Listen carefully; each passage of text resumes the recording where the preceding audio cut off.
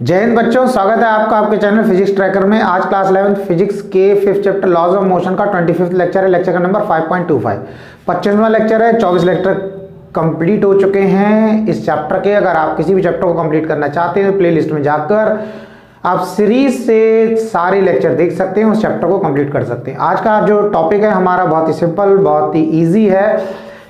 Bending of cyclist topic है हमारा, practical है। अधिकतर बच्चे साइकिल चलाते ही हैं, जानते हैं कैसे साइकिल चलाते हैं। उसी पर बेस्ड है कि जब हम साइकिल चलाते हैं और हमें सर्कुलर टर्न लेना होता है तब हम अपने आप को बेंड करते हैं। जिस तरफ, जैसे अगर मान लो मैं ऐसे जा रहा हूं, मुझे लेफ्ट सर्कुलर टर्न लेना है, इस तरीके से कर्व रोड आ रहा है तो मैं अपने आप को ऐसे बेंड करूँ। राइट तरफ राइट सर्कुलर टर्न लेना तो मैं इस तरीके से, जिस तरफ सर्कुलर टर्न लेना था उसी साइड में अपने आप को बेंड करता हूँ। तो हमें इस डेरिवेशन में यही निकालना है कि जब हम कोई सर्कुलर टर्न लेते हैं या साइक्लिस्ट कोई सर्कुलर टर्न लेता है तो अपने आप को कितना बेंड करता है। कंडीशन भी देखेंगे उसमें। दूसरी चीज आपने देखा होगा, बाइक रेस देखा, उसमें जब बाइक वाला सर्कुलर टर्न लेता है तो आपने देखा बाइक रेस में तो ऐसा लगता है कि बस वो रोड पे लेटने ही वाला है, इतना बेंड कर जाता है उसका एक घुटना, उसका नी जो बिल्कुल जमीन में लगने ही वाला होता है, बिल्कुल जस्ट। आप देखना कभी। तो यहां पर क्या हो रहा है, यहां पर कंडीशन ये कि ऐसे करके साइक्लिस्ट जा रहा है, उसे लेफ्ट टर्न लेना है, इसलिए वो इस तरीके से या इस तरीके से वो अपने आप को बेंड कर रहा है। ये वर्टिकल एक्सिस है, ये हॉरिजॉन्टल एक्सिस है। इसका बोर्ड पे मैंने डायग्राम बना रखा है, ये 2D डायग्राम है, आप समझ सकते हैं, फ्रंट व्यू है। तो हो सकता है इसमें थोड़ा सा आपको समझने में दिक्कत हो, मैं प्रैक्टिकली भी इन चीजों को बताऊंगा। पहले आप इनको देख लें, इसमें मुझे क्या क्या चीज बताना है, फिर मैं आपको प्रैक्टिकली इसको दिखा दूंगा उन चीजों को। तो फिर दोबारा से हम फिर इसी डायग्राम पर आ जाएंगे तो वो आपको अच्छे से समझ में आ जाएगा। तो उसमें क्या हो रहा है, देखो फ्रंट व्यू है, ये आगे का पहिया दिख रहा है साइक्लिस्ट का, यानी कि साइकिल का।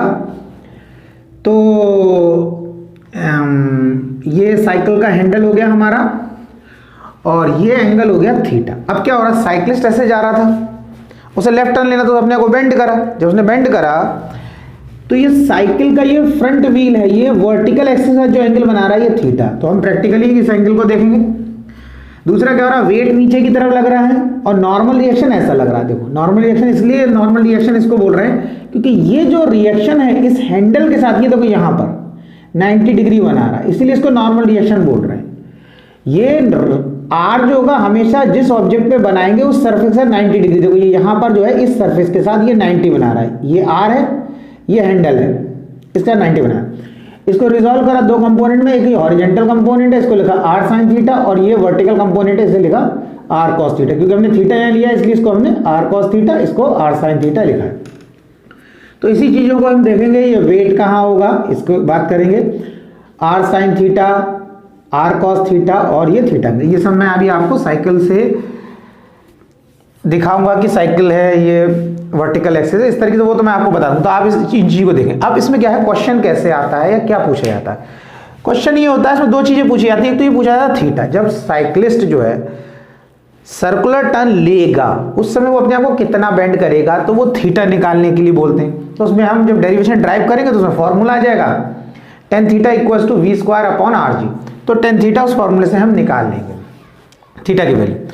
दूसरा ये आता है कि साइक्लिस्ट किस मैक्सिमम सेव वेलोसिटी से सर्कुलर टर्न ले, यानी कि साइक्लिस्ट चला तो रहा है तो जब मुड़ने के टाइम उसकी मैक्सिमम सेव वेलोसिटी कितनी होना चाहिए, कि ऐसा ना हो कि उसने सर्कुलर टर्न तो ले लिया, वहीं पे पटक खा गया, वहीं पे गिर गया, फिसल गया, रपट गया, कुछ भी हो गया।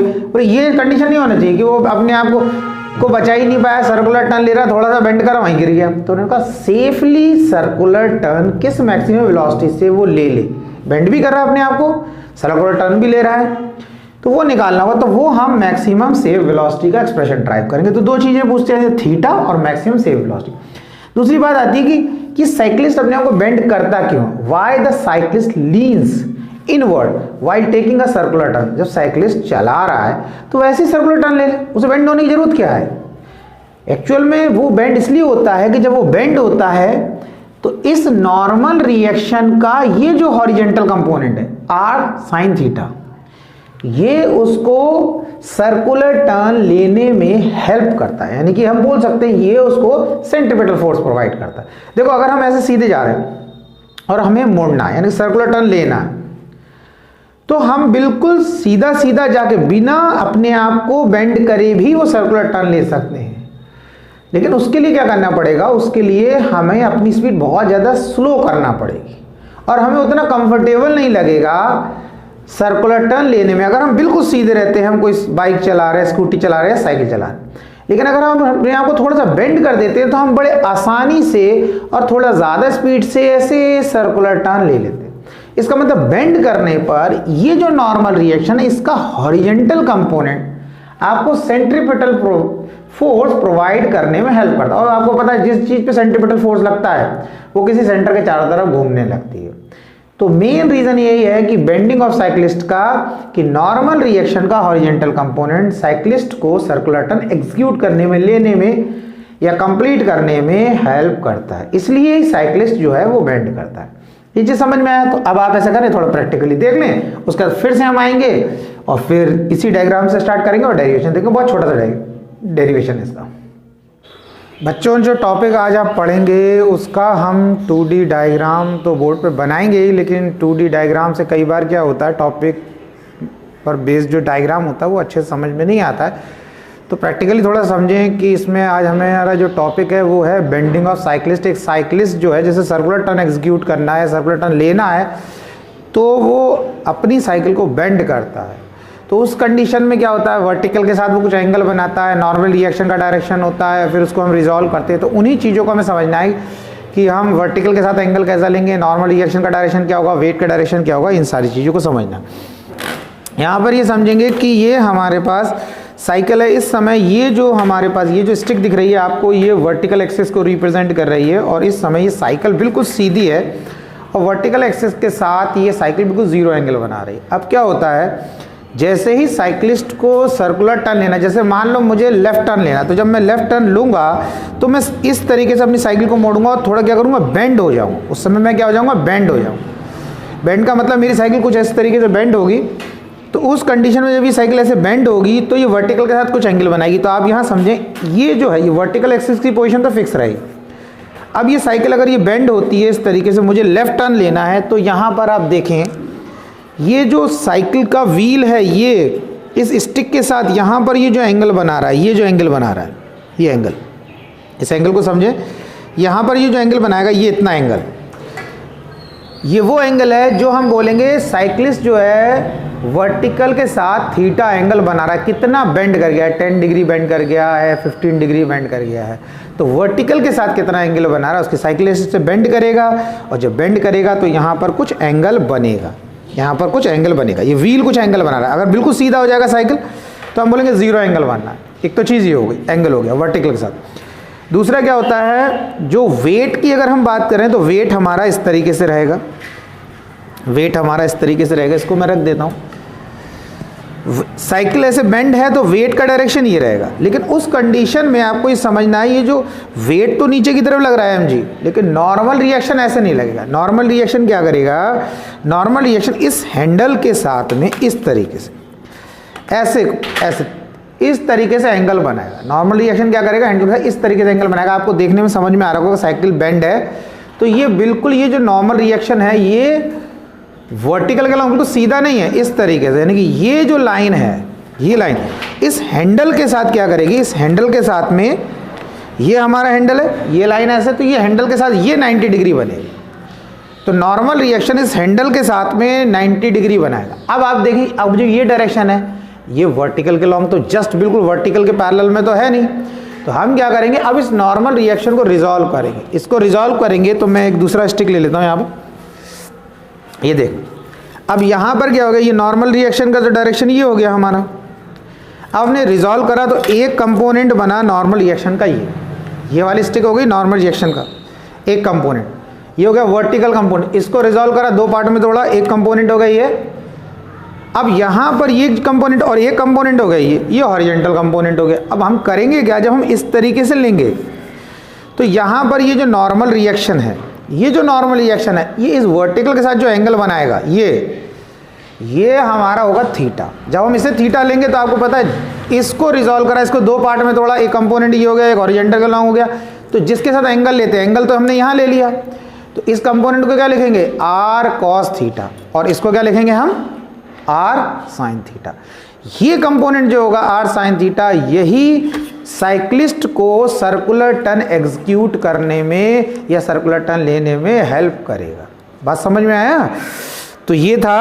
अब इसके बाद जब आप डायग्राम देखेंगे बोर्ड पर तो मैं समझता हूँ आपको अच्छे से वो समझ में आएगा। तो आप नॉर्मल रिएक्शन को फिर से एक बार समझ लें। ये हमारा नॉर्मल रिएक्शन है, ये वर्टिकल के लॉन्ग नहीं है, हमने इसको रिजॉल्व करा, इसके दो कंपोनेंट बना, ये कंपोनेंट ये हो गया, ये वर्टिकल कंपोनेंट हो गया आर का, यहाँ पर ये एंगल बन रहा है, इसलिए इस कंपोनेंट को हम क्या लिखेंगे, आर कॉस थीटा, और ये हॉरिजेंटल कंपोनेंट हो गया नॉर्मल रिएक्शन का, और इसको लिखेंगे हम आर साइन थीटा। यही हमारा आर साइन थीटा जो हॉरिजेंटल के लॉन्ग है वो साइक्लिस्ट को सर्कुलर टर्न लेने में हेल्प करेगा। ओके, इतना समझ आया? ओके, तो बच्चों आपने प्रैक्टिकली देखा कि साइक्लिस्ट को सर्कुलर टर्न लेना है तो वो वर्टिकल के साथ कितना एंगल बना रहा है, नॉर्मल रिएक्शन का डायरेक्शन कैसे होगा, उसी चीज़ को हम बोर्ड पर देखेंगे और ये समझेंगे कि इसमें हमसे कैसे क्वेश्चन पूछा जा सकता है और क्या पूछा जा सकता है। देखो, ये तो समझ में आ रहा होगा कि साइक्लिस्ट जो है उसे एक सर्कुलर टर्न लेना है। जब वो सर्कुलर टर्न लेगा तो अपने आप को बेंड करता है। जिस तरह अगर मुझे लेफ्ट में सर्कुलर टर्न लेना है, इस तरीके से जाना है तो मैं लेफ्ट तरफ बेंड करूंगा, और मुझे राइट तरफ जाना है तो मैं राइट तरफ बेंड करूंगा। तो यहां पर देख रहा है ये साइक्लिस्ट आ रहा है, इसका फ्रंट व्यू है, ये साइकिल का पहला अगला व्हील है, फ्रंट व्हील है, ये हैंडल दिखा रखा, बाकी सब नहीं बनाया है कि बाकी बनाएंगे तो बड़ा कॉम्प्लिकेटेड हो जाएगा, कि जो चीज़ हमें दिखानी वही चीज़ बनाया है हमने इसमें, जिसकी हमें डेरिवेशन में जरूरत पड़ेगी। साइक्लिस्ट ऐसे आ रहा है, उसे लेफ्ट टर्न लेना है, मतलब यहाँ पर क्या दिखाया है कि साइक्लिस्ट लेफ्ट हैंड साइड, यानी कि इस तरीके से थोड़ा बेंड है साइकिल, आप देख रहे हो साइकिल थोड़ी इस तरफ है, यानी कि साइक्लिस्ट ऐसे मुड़ा हुआ है। तो देखो ये वेट नीचे की तरफ लग रहा है, ये वर्टिकल एक्सिस हो गया जिसे आपने समझा, और यहाँ पर ये साइकिल का व्हील इस वर्टिकल एक्सिस के साथ जो एंगल बना रहा है वो थीटा हो गया। नॉर्मल रिएक्शन ऐसे लगेगा, देखो ये नॉर्मल रिएक्शन वर्टिकल के लॉन्ग नहीं है, इस तरीके से है। अब हमने इस नॉर्मल रिएक्शन को रिजॉल्व कर लिया है, कंपोनेंट बनाया, ये कंपोनेंट बनाया, ये थीटा एंगल और ये थीटा एंगल बराबर होगा। रीजन मैं पहले ही बता चुका हूं आपको। देखो ये लाइन इस तरीके से मैंने बनाया, ये हमारा वाई एक्सिस हो गया, ये हॉरिजेंटल एक्सिस हो गया, एक्स एक्सिस हो गया, ये ओ पॉइंट हो गया, ये ओ पॉइंट हो गया, ये साइकिल का फ्रंट व्हील है, इस तरीके से बना दिया, और इस पॉइंट पर ये हमने बना दिया आर कॉस थीटा, और ये हमने बना दिया वेट। अब आप समझें ये एंगल थीटा है और ये भी थीटा है, क्योंकि ये दोनों कॉरस्पॉन्डिंग एंगल है, ये लाइन एक दूसरे के पैरेलल, ये ट्रांसवर्सल, इसलिए ये थीटा बराबर है। मैंने आपको पहले ही बताया जब एक से ज्यादा एंगल का नंबर आता है तो हम ऐसे एंगल लेते हैं जो सेम हो। अब देखो क्या होता है, हम यहां भी ले सकते थे थीटा, लेकिन ये जो थीटा हम लेते तो ये थीटा बराबर नहीं होता, तो हमें इसे थीटा 1 इसे थीटा 2 करना पड़ता। तो अगर किसी डेरिवेशन में ज्यादा थीटा आ जाएंगे, थीटा 1 थीटा 2 थीटा 3, तो वो हमारे लिए खुद बवाल बन जाएगा। ठीक है, फिर वो हमें याद रखना पड़ेगा कहाँ पे क्या बनाया, कहाँ पर थीटा 1 बनाया, कहाँ थीटा 2 लिया, फिर डेरिवेशन के टाइम में भी ध्यान रखना पड़ेगा 1 2 लिख रहे हैं, इसलिए सबसे आसान चीज समझना है कि हम वो एंगल देखते हैं जो बराबर, तो ये थीटा है तो इसके बराबर ये थीटा। जब ये थीटा हो गया तो हमें इस आर को रिजॉल्व करना था, तोड़ना था दो पार्ट में। तो ये आर इस तरीके से दो पार्ट में तोड़ा, तो ऐसा समझ लो पेन है, इसको बीच में से काटा, आधा पेन इधर आधा पेन इधर। तो हमने बोला आर को रिजॉल्व कर दिया दो कंपोनेंट में, ये दोनों कंपोनेंट कौन कौन से, R sine theta R cos theta, और दोनों एक दूसरे के परपेंडिकुलर है, इसलिए हम बोलते हैं आर को रिजॉल्व करा टू म्यूचुअली परपेंडिकुलर कंपोनेंट। अब क्योंकि ये हमने थीटा यहां लिया तो इसलिए इस वाले कंपोनेंट को वर्टिकल को क्या लिखेंगे, आर कॉस थीटा, और इसको क्या लिखेंगे, आर साइन थीटा। देखो कई बार बच्चे सोचते हैं ये आर कॉस थीटा वर्टिकल को ही लिखते हैं, या आर साइन थीटा जो है वो हॉरिजेंटल को लिखते हैं, ऐसा कुछ नहीं है बच्चों। देखो ये सिंपल चीज, जैसे मान लो ये आर है, अगर मैंने इसको दो कंपोनेंट में तोड़ा, एक कंपोनेंट ये बना, एक कंपोनेंट ये, अब मुझे देखना थीटा कहते हैं। अगर मैंने यहाँ थीटा ले लिया तो मैं इसको क्या लिखूंगा, हॉरिजेंटल, इसको लिखूंगा आर कॉस थीटा, और इसको लिख दूंगा आर साइन थीटा। और अगर मैंने थीटा यहाँ लिख दिया, इधर थीटा नहीं लिखा, यहाँ थीटा, तो बिल्कुल इस जैसा करूंगा, यहाँ थीटा ले लिया तो वर्टिकल वाला क्या हो जाएगा, कॉस थीटा, और हॉरिजेंटल वाला साइन थीटा। जिस एक्सिस के साथ यहाँ हमने थीटा ले रखा है, जिस एक्सिस के साथ थीटा लोगे उसे कॉस थीटा लिखोगे। यहाँ पर वर्टिकल एक्सिस के साथ थीटा लिया तो इसे कॉस थीटा, दूसरे को साइन थीटा। ये सिंपल सा कॉन्सेप्ट है, समझ आया? ठीक है, डेरिवेशन बहुत छोटा सा है बच्चों, बहुत आसान है। क्वेश्चन क्या पूछा जाता है, ये पूछा जाता है कि साइक्लिस्ट जो है जब अपने आप को बेंड करेगा सर्कुलर टर्न लेने के टाइम में, तो वो ये थीटा एंगल कितना होगा, कितना बेंड करेगा, ये थीटा किस पर डिपेंड करेगा ये देखेंगे। तो थीटा हो गया कितना वर्टिकल के साथ बेंड कर रहा है। दूसरा ये निकालने को बोल देते हैं कि बताओ वो किस वेलोसिटी से सर्कुलर टर्न एग्जीक्यूट करे, और बेंड तो कर ही रहा है, सर्कुलर टर्न ले कि वो सेफली सर्कुलर टर्न ले पाए, यानी कि v निकालने को बोला इस साइक्लिस्ट की वेलोसिटी। दूसरा आपसे पूछ सकते हैं थीटा। तो एक छोटा सा डेरिवेशन, उसी में ये दोनों चीजें रहेंगे, हम देखते हैं। अब ये देखो, एक तो चीज ये है, वो ये बोलते हैं कि ये साइक्लिस्ट अपने आप को बेंड क्यों करता है, why the cyclist leans inward while taking a circular turn. Cyclist जा रहा है, उसे सर्कुलर टर्न लेना, तो वो बेंड करता ही क्यों है, वो तो सीधे ऐसे जा, सीधे सीधे सीधे से मोड़ ले, उसको बेंड करने की जरूरत क्यों पड़ती है। तो आपको ही समझना है, साइक्लिस्ट अपने आप को इसलिए बेंड करता है कि जब वो अपने आप को बेंड करता है तो ये नॉर्मल रिएक्शन का डायरेक्शन ये आ जाता है, और उस कंडीशन में इस नॉर्मल रिएक्शन के दो कंपोनेंट बनते हैं, एक r sin थीटा और एक r cos थीटा। तो ये r sin थीटा साइक्लिस्ट को सेंट्रीपिटल फोर्स प्रोवाइड करता है, और जब किसी चीज को सेंट्रीपिटल फोर्स प्रोवाइड होता है तो वो किसी सेंटर के चारों तरफ घूमने लगती है, यानी कि नॉर्मल रिएक्शन जो का एक कंपोनेंट जिसे हम r sin थीटा बोल रहे हैं, वो साइक्लिस्ट को सेंट्रीपिटल फोर्स प्रोवाइड करता है, जिसकी की साइक्लिस्ट आसानी से सर्कुलर टर्न ले पाता है। ठीक है, अब बात आती है कि भाई अगर मान लो वो ना बेंड करे, वो सीधा सीधा बैठा रहा, तब नहीं मुड़ पाएगा, तब भी मुड़ जाएगा। लेकिन बात वो हो रही कि उसे आसानी किस में हो रही कि अगर वो साइकिल चला रहा है, अगर वो अपने को थोड़ा सा बेंड कर लेता है तो वो आसानी से सर्कुलर टर्न ले लेता है। सीधा रहेगा सर्कुलर टर्न तब भी ले लेगा, लेकिन उस कंडीशन में उसे स्पीड अपनी बहुत ज्यादा कम करना पड़ेगा, ठीक है, बहुत स्लो करना पड़ेगा, तभी वो सीधा सीधा सीधा सीधा होकर ले सकता है, स्पीड बहुत कम करना। तो वही कंडीशन है कि मतलब नॉर्मल रिएक्शन का एक कंपोनेंट उसे सेंट्रीपिटल फोर्स प्रोवाइड करने लगता है, और इसलिए वो आसानी से सर्कुलर टर्न ले पाता है। तो हमने क्या करा, हमने सबसे पहले ये लिखा कि r sin थीटा, ये जो कंपोनेंट क्या कर रहा है, r sin थीटा, ये कंपोनेंट उस साइक्लिस्ट को सेंट्रीपिटल फोर्स प्रोवाइड करा, तो हमने सेंट्रीपिटल फोर्स का फॉर्मूला लिख दिया mv²/r। अब बात आ रही है r cos थीटा क्या कर रहा है, r cos थीटा से mg को बैलेंस कर रहा है। अब इसका मीनिंग क्या होगा, इसको बैलेंस कर रहा है, बहुत आसान सा मीनिंग समझना। अगर r cos थीटा है, मैंने ये लिखा r cos theta equals to mg। अब मीनिंग समझना, मैं कह रहा हूं ये दोनों बराबर होंगे, एक दूसरे को बैलेंस करना है, ये बोल रहे हैं। अब हमने इसको हटा दिया, हमने कहा मान लेते हैं r cos थीटा इससे ज्यादा है, तो क्या होगा, साइक्लिस्ट विद साइकिल के उड़ जाएगा आसमान में, ऐसा हो नहीं रहा है, हटाओ उसको। अब हमने मान लिया ये ज्यादा हो जाए, वेट इससे ज्यादा हो तो साइक्लिस्ट जमीन में धंस जाएगा, ऐसा भी नहीं हो रहा है। तो क्या हो रहा है, ना आसमान में उड़ा जा रहा है ना जमीन में धंस रहा है, इसका मतलब ये r cos थीटा mg के बराबर है, तो ये बराबर, इसको बैलेंस कर रहा है। अब एक इक्वेशन बना है हमारा, ये फर्स्ट, ये बन गया सेकंड, दोनों को डिवाइड कर दो, बिल्कुल आसान है, r sin theta upon r cos theta equals to mv²/r divided by mg। r से r कैंसिल हो गया, साइन अपॉन कॉस हो गया tan थीटा इक्वल्स टू, अब ये mg जो है इस r के साथ मल्टीप्लाई में जाएगा। अब कई बार बच्चों को इसमें कंफ्यूजन लगता है, कुछ बच्चों को, हर एक को नहीं बोल रहा, बहुत ब्रिलियंट बच्चे भी हैं, तो हम उनके बात करें, जैसे कुछ बच्चे कभी कभी डाउट हो रहा है, तो उसकी बात करें, तो हम इसको कैसे लिखेंगे, mv²/r, और ये mg r के साथ मल्टीप्लाई में आ गया, कैसे आ गया वो भी बताता हूं मैं, m से m कैंसिल हो गया, तो ये बचा v²/rg। तो हमारा फाइनल एक्सप्रेशन क्या आ गया बच्चों, tan theta equals to v²/rg। इस फॉर्मूले से बेटा आप क्या निकाल सकते हो, ये थीटा निकाल सकते हो, मतलब साइक्लिस्ट जब सर्कुलर टर्न एग्जीक्यूट करेगा तो कितना बेंड करेगा अपने आप। अब देखो ये थीटा जो है किस पे, वेलोसिटी और रेडियस पे डिपेंड कर रहा है, वेलोसिटी और रेडियस पे डिपेंड कर रहा है।